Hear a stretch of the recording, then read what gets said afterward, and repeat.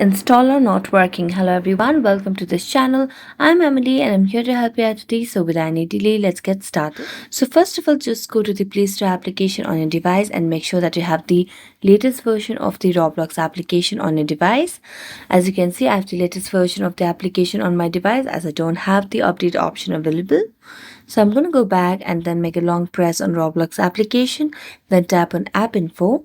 Now as I tap on app info, it will lead you to a new page where you can see the option of clear data at the bottom right corner of the screen over here.